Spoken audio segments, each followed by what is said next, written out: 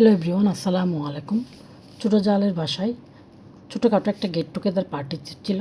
তো সন্ধ্যায় চলে গেছিলাম পার্টিতে অ্যাটেন্ড করার জন্য। গিয়ে দেখি অনেক রকম স্ন্যাক্স আইটেম টেবিলে সাজানো। তারপর 3 জায়ের বাচ্চা কাচ্চা সহ আমরা সবাই নাস্তা শেষ করে চলে গেলাম কিচেনে।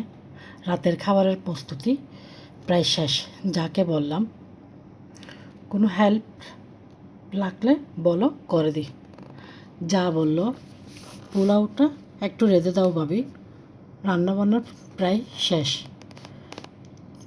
তো কথা বলতে বলতে জায়ের রান্নাগুলোর একটু একটু স্কিপ নিয়ে ফেললাম।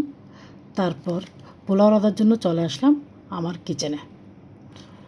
চুলায় পাতিল বসিয়ে দিয়ে পোলাও চুলায় বসিয়ে দিলাম। পোলাও রাঁধতে রাঁধতে